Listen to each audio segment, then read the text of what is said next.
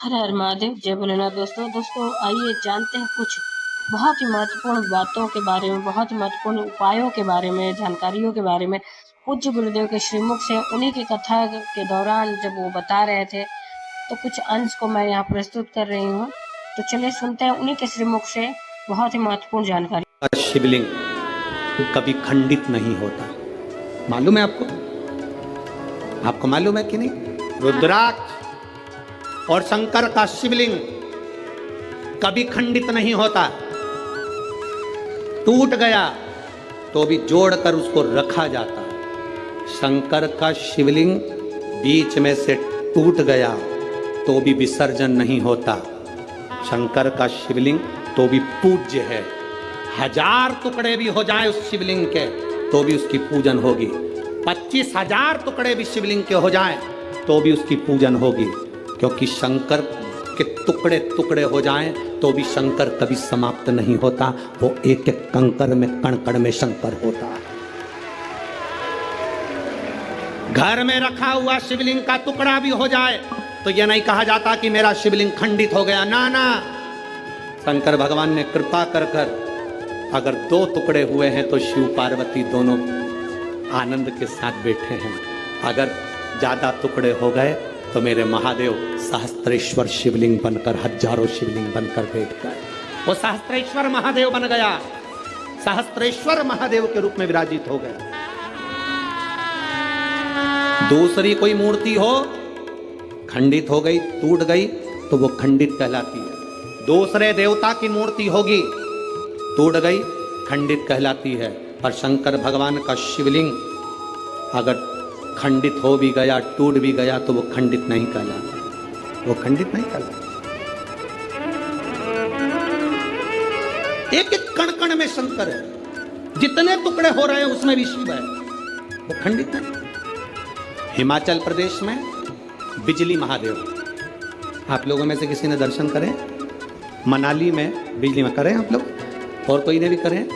मनाली में बिजली महादेव, मनाली में बिजली महादेव के ऊपर बिजली गिरती है आकाश की, महादेव के टुकड़े हो जाते हैं। कभी नेट पर सर्च करना, छोटे छोटे टुकड़े महादेव के बिजली गिरने से पूरे महादेव के टुकड़े टुकड़े हो जाते हैं। बिजली महादेव। तब पूरे नगर में सूचना दी जाती है कि आज बिजली महादेव पर बिजली गिर गई, महादेव के टुकड़े हो गए।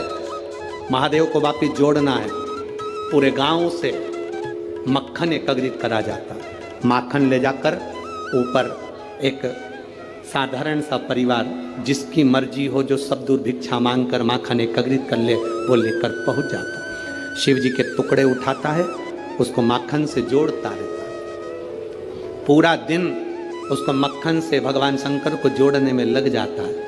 1 लोटा जल देवाधिदेव महादेव का नाम लेकर वो डालता है, मक्खन पूरा की पूरा पिघल जाता है, शिवलिंग जुड़ जाता है, वो शिवलिंग वापिस निर्माण हो जाता है। वो बिजली महादेव साल में 2 से 4 बार बिजली महादेव पर बिजली गिरती है, और साल में 4 बार बिजली महादेव टूट कर गिरते हैं। कभी कुल्लू मनाली जाएं तो दर्शन कर आना बिजली महादेव का, जिनके टुकड़े टुकड़े हो जाते हैं तो जोड़ा जाता है, उनको जोड़ दो। कभी अगर समय मिले आपके पास में तो कभी स्मरण करिएगा बिजली महादेव। शिव सरल, शिवानंद,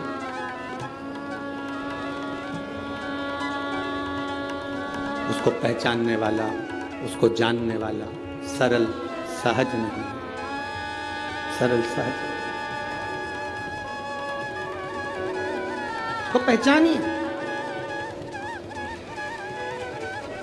और जिस समय पर आप जान गए कि शंकर खंडित नहीं होता, जिस समय पर आप जान गए कि शंकर कभी खंडित नहीं होते शिव, और तुम्हारे गले में, तुम्हारे घर में रुद्राक्ष है, उसके टुकड़े हो गए, उसको वापिस जोड़ने का प्रयास करो। वापिस नहीं जोड़ता, उसको एक कपड़े में बांध कर रख लो। शिव, शंकर का शिवलिंग और रुद्राक्ष कभी खंडित नहीं कहलाता। उसका फल उतना की उतना ही होता है, उसका फल उतना की उतना ही रहेगा, उसका बल उतना की उतना रहेगा। वो कभी खंडित नहीं, उसका बल उतना चुका। इसलिए शंभु शरणे, उसका फल कभी समाप्त नहीं होता। रुद्राक्ष के 10 टुकड़े भी हो जाएं तो रुद्राक्ष का फल समाप्त नहीं होता। आप में से कई लोग ऐसे बैठे होंगे जिनके घर में रुद्राक्ष टूटा होगा, बिखरा होगा। उठाओ जरा हाथ, जिनके घर में अगर कभी रुद्राक्ष टूटा हुआ भी तो आपको महसूस कर रहा होगा आपने कि वो रुद्राक्ष टूट गया, बेकार हो गया, कोई काम का नहीं है। ना ना ना ना, शंकर भगवान की एक बेलपत्र, शिव की एक बेलपत्र जो शंकर जी पे समर्पित हो गई, समर्पित होने के बाद उठाने में टूट गई, खंडित हो गई। शिव जी पे चढ़ी थी, पूरी थी, पर जब चढ़ने के बाद बहुत सारी उठाई गई तो टूट गई, खंडित हो गई, टूट गई, खंडित हो गई। वो खंडित नहीं कहलाती। शिव जी पे चढ़ने के बाद जो बेलपत्र का अगर एक पत्ता भी तुमको मिला तो वो पूरी बेलपत्र कहलाती है, वो अधूरी नहीं कहलाती। शंकर भगवान पर चढ़ने के बाद अगर बेलपत्र का एक पत्ता भी तुमको मिला है तो वो खंडित नहीं, वो पूर्ण है, वो पूर्ण है।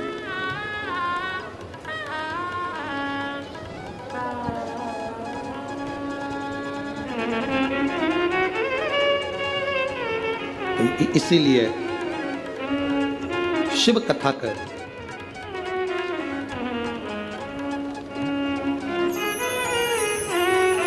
शिव महापुराण की कथा कर नमूची को एक रुद्राक्ष का मन का नमूची को मिला है, एक रुद्राक्ष का मन का। दैत्य है, असुर है, राक्षस है। अब वो विचार करने लगा कि ये रुद्राक्ष किसका है, मुझे मिला है। फिक्र और जिक्र, थोड़ा ध्यान देना, दो चीजें। क्या क्या? मुंह से बोलो। फिक्र और जिक्र। फिक्र, ज्यादा फिक्र करोगे, ज्यादा चिंता करोगे तो चिंता फिक्र तुम्हें तन्हाई दे देती है, एकांत दे देती है, तुम्हारी बुद्धि काम करना बंद कर देती है। ज्यादा फिक्र होती है तो व्यक्ति का बीपी ऊंचा नीचा हो जाता है, शुगर ऊपर नीचे हो जाती है और व्यक्ति चिंता में पड़कर कमरे में अकेला पड़ा रहता है। फिक्र चिंता देती है, फिक्र एकांत देता है, फिक्र तन्हाई देती है, फिक्र तन्हाई देती है। फिक्र तुम्हें अकेले कमरे में पटक देगा। और जिक्र, जिस समय पर तुम्हारे को फिक्र होने लगे तब महादेव की जिक्र करना प्रारंभ कर दो, उसकी चर्चा करना प्रारंभ कर दो, तन्हाई मिट जाती है। तन्हाई मिट जाएगी अगर शंकर की चर्चा करोगे, शंकर की जिक्र करोगे, शंकर की भक्ति करोगे। ढोलक शिव की चर्चा कर रहे होगे, शंकर की अगर चर्चा करोगे। फिक्र और जिक्र में अंतर है। फिक्र तन्हाई देगा, जिक्र तन्हाई से निकाल देगा। फिक्र बीमार कर देगा, जिक्र शंकर का तुम्हें महामृत्युंजय का रस तत्व देकर उभार देगा। जिक्र आज सबसे बड़ी अगर कुछ बहुत बड़ा अगर टेंशन है ना लोगों को, लोग आज के समय में, अब यहाँ पर बहुत सारे लोग बैठे हैं, हम बात कहेंगे तो लोगों को लगेगा गुरुजी ऐसा बोल देते हैं, पर आज प्रत्येक समाज के व्यक्ति को अपनी अपनी समाज की फिक्र है। जाति में आज के व्यक्ति को बांट दिया गया है। मैं ब्राह्मण, मुझे ब्राह्मण समाज की चिंता है। मैं वैश्य, मुझे वैश्य समाज की चिंता है। मैं क्षत्रिय, मुझे क्षत्रिय समाज की चिंता है। मैं शूद्र समाज की चिंता है। हर व्यक्ति ने आज के समय को जाति में लोगों ने बांट दिया। सबको अपनी अपनी समाज की, अपनी अपनी जाति की चिंता है, पर किसी को मेरे इस धर्म की, सनातन धर्म की चिंता नहीं है कि हम एक हैं। ये ब्राह्मण या क्षत्रिय या वैश्य या शूद्र हम बांट रहे हैं। अगर तुम्हें फिक्र होना चाहिए तो अपने सनातन धर्म की, अपने धर्म की होना चाहिए। एक के लिए नहीं, हमें सबके लिए जीना है। सर्वे भवन्तु सुखिनः का ये पाठ हमने पढ़ा है कि कान में जो बोल कर जाता है, शिवजी नंदी पर बैठकर उस भक्त के दरवाजे पर उसका कल्याण करने के लिए प्रदोष के दिन प्रदोष काल में पहुंचते। हर हर प्रदोष के दिन प्रदोष काल में देवाधिदेव महादेव उस शंकर के भक्त के घर जाते हैं, जो भगवान नंदीश्वर के कान में कहकर जाता। नंदी के कान में जिसने कहा,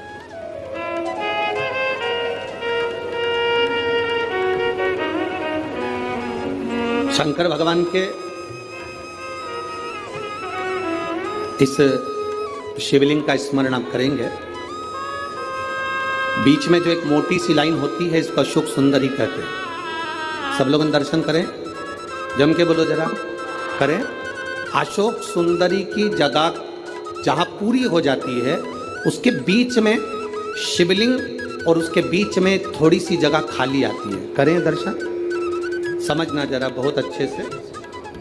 जैसे ये अशोक सुंदरी की जगह है, हम निवेदन करेंगे आस्था चैनल वालों से भी और एलईडी वाले भी, जिन जिनको एलईडी पर आप दर्शन करा रहे हैं वो पूरी तरह से कराएं। गणेश जी का स्थान, षडानंद कार्तिकेय का स्थान, अशोक सुंदरी का स्थान बीच में।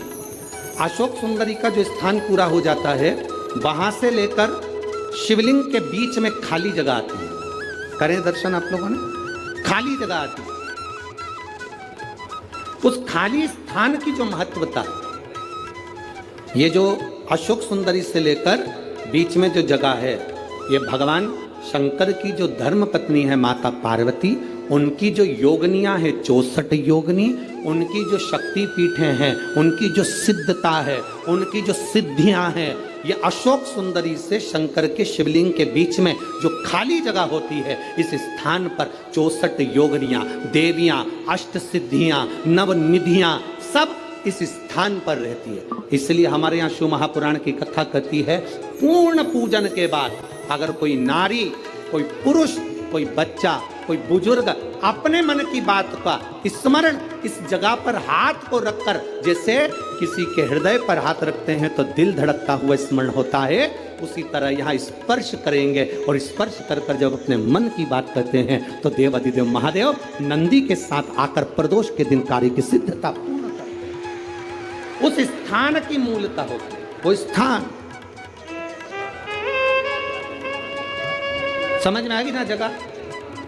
अरे बोलो तो जम के, नहीं समझ में आई हो तो एक बार फिर वापिस समझ लीजिए, फिर समझो बात। स्थान देखिएगा, अपने को भगवान की कृपा से यहाँ नागपुर में शंकर जी का शिवलिंग कोई ने कागज का बनाकर यहाँ जो भेजा, ये काम बाबा की कृपा से आप लोगों के स्मरण के लिए आया। देखिए जरा, गणेश जी का स्थान, कार्तिकेय जी का स्थान, बीच में ये आ गई अशोक सुंदरी की मोटी सी लाइन। अशोक सुंदरी की लाइन जहाँ खड़ी खत्म होती है, वहाँ से जो शिवलिंग रखा, इसके बीच की जो जगह है, ये जो बीच में अशोक सुंदरी के स्थान से लेकर शिवलिंग के स्थान के बीच में जो खाली जगह है, ये 64 योगनियाँ, अष्ट सिद्धियाँ, नवनिधियाँ, सब कुछ मेरे देवाधिदेव महादेव ने माता पार्वती को अपने चित्तवृत्ति के साथ यहाँ अनुमति प्रदान कर रखी है। वहाँ का स्पर्श, वहाँ का मात्र स्पर्श और हमारे दिल की बात, शंभो शरणे मांगू घड़ी दुख दया करी। आपसे भी निवेदन है, कभी मौका लग जाए, तुम्हारे नजदीक में कोई शिवालय हो, शंकर का मंदिर हो, जहां तुम जल चढ़ाने जाते हो, कभी कभी मौका लग जाए, तुम्हारी जिंदगी में अगर तुम्हारे को मौका लगे और तुम्हारे जीवन में कष्ट बहुत हो, तो उस मंदिर में थोड़ी सी सफाई करना प्रारंभ करो। थोड़ा निर्माल्य लेकर उसका विसर्जन, जल में नहीं, कहीं खड्डा खोद कर निर्माल्य को डालना प्रारंभ करो। नदी, तालाब, बावड़ी, कुआं, इसको स्वच्छ करो। हम लोग भगवान के विसर्जन का सामान सब नदी में डाल देते हैं, नदी का पानी दूषित हो जाता है, जल स्तर नीचे गिरता जाता है, पानी पृथ्वी में बचा नहीं। उस जल को हमें बचाना है। तुम्हारे घर में भभूति निकले, बेल निकले, नरियल निकले, फूल निकले, पत्ती निकले, निर्माल्य की जो सामग्री निकलती है, मंदिर का जो निर्माल्य निकलता है, उसको पानी में डालना बंद कर दो। नदी नाले में, सरोवर में, कुएं में, बावड़ी में डालना बंद कर दो। उस निर्माल्य की सामग्री को एक खड्डा खोदो, उसमें डालना प्रारंभ करो, जिससे उससे खाद बने। वो खाद बनेगी तो अपने पूरे नगर निगम में जहां जहां पेड़ लगे हैं उसमें वो खाद डालना चालू करो, जिससे वृक्ष भी आगे बढ़ेंगे और नदी, बावड़ी, तालाब सब स्वच्छ होंगे। कई लोगों ने निर्माल्य विसर्जन के रथ चालू करे हैं, यहाँ पर भी अगर किसी ने करे हैं तो उनको बहुत बहुत साधुवाद है, उनको धन्यवाद है। करना चाहिए। निर्माल्य मंदिर का चढ़ा हुआ फूल पत्ती है, सब पानी में नहीं डालना चाहिए। उसको एक खड्डे में डालो, जिससे नदी शुद्ध हो, तालाब शुद्ध हो, बावड़ी शुद्ध हो, जल स्तर बढ़े।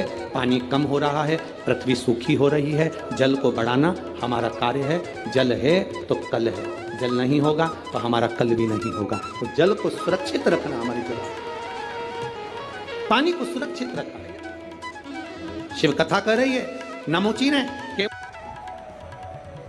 शिव को लोग पहचानते नहीं है, शंकर को लोग जानते नहीं है। लोगों ने बहुत चमक दमक में मेरे भोलेनाथ को नीचे दबा दिया था। यहां तक लोग कहना चालू कर देते, शंकर के मंदिर का प्रसाद मत लेना। ये कई कोटा में भी बहुत सारे ऐसे रहते होंगे जो भगवान शंकर के मंदिर में पांव रखना पसंद नहीं करते। वो कहते हैं हम मंदिर नहीं जाते शिव जी के, हम शंकर का प्रसाद नहीं लेते, हम इस पंथ के हैं, हम इस धर्म के हैं, हम इसको मानते हैं, हम उसको मानते हैं। उनसे कहना अगर शंकर के मंदिर का प्रसाद लेना पसंद नहीं है तो फिर लिख देना कि शमशान जाना भी पसंद नहीं है, क्योंकि व्यक्ति का आखिरी घर शमशान होता है और उस घर में मेरा देवाधिदेव महादेव होता है, उसके सिवा कोई नहीं।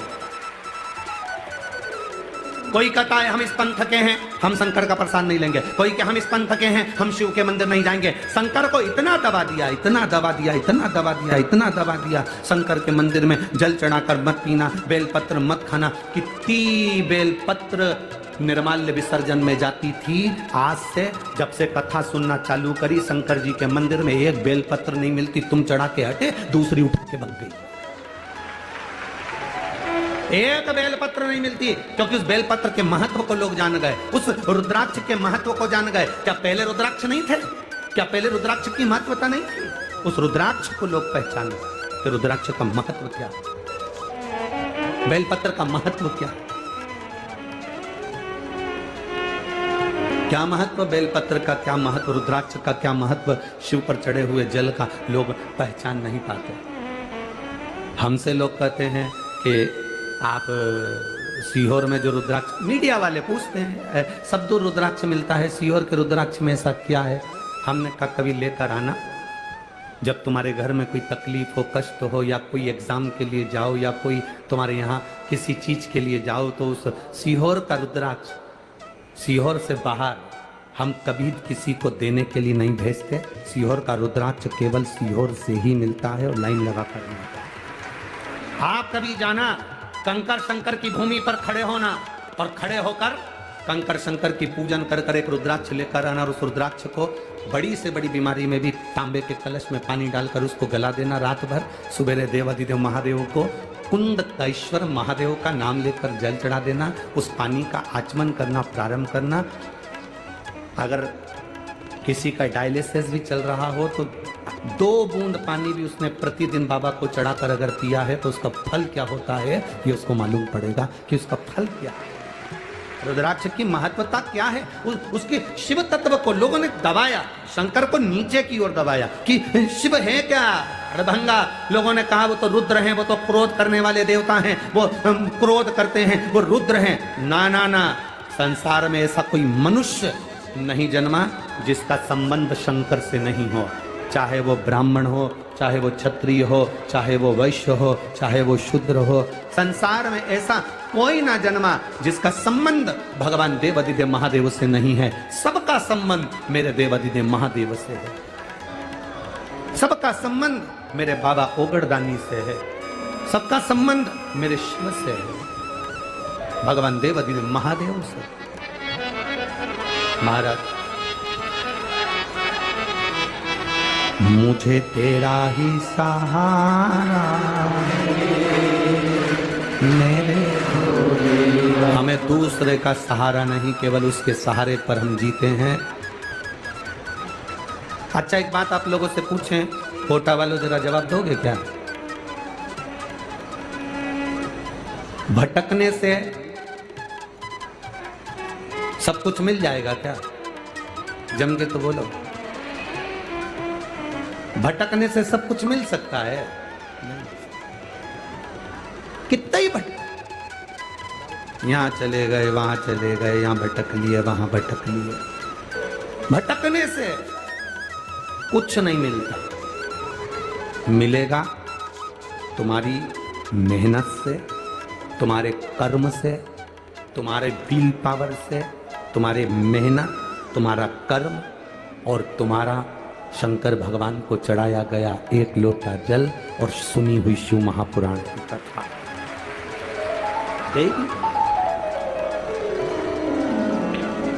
भजन का बल बढ़ाओ, अपनी मेहनत को बढ़ाओ। अरे गुरुजी, हमने वो क्या बोलते हैं उसकी, किराना की दुकान डाली थी, चली नहीं। तो फिर हमने किसी से पूछा तो उन्होंने कहा तेरे भाग्य में किराना की दुकान कभी नहीं चलेगी, इसलिए तू दुकान बदल। फिर हमने केमिस्ट की दुकान डाली, चली। अरे गुरुजी 6 महीना इंतजार करा, केमिस्ट की भी नहीं चली, बिल्कुल बाजार में हमारी दुकान है पर चल नहीं रही। फिर क्या करा, हमारे एक रिश्तेदार हैं, उन्होंने किसी से पूछा था तो उन्होंने कहा कि इसके भाग्य में केमिस्ट की दुकान नहीं चलेगी। फिर किसी ने कहा कपड़े की डालो, तो हमने कपड़े की डाली, गुरुजी चल गई। अरे गुरुजी कहाँ चल गई, बाद में बंद करना पड़ी। फिर किसी ने कहा सैनिटरी की दुकान डालो, सैनिटरी आइटम की, तो हमने वो डाली, नहीं चली। अब गुरुजी आप बताओ हम क्या डालें? हमने कहा तुम एक लोटा जल डालो। अब आप बताओ हम क्या डालें? अब कौन समझाए ऐसे व्यक्ति को कि तूने कपड़े की बदल ली, किराने की बदल ली, केमिस्ट की बदल ली, तूने सैनिटरी की बदल ली। हमारा शिव महापुराण की कथा कहती है, एक बार भगवान शंकर ने गणेश जी और कार्तिकेय दोनों से कहा जाओ जाओ, मुझे प्यास लगी है, कुआं खोदो, पानी लेकर आओ, जाओ।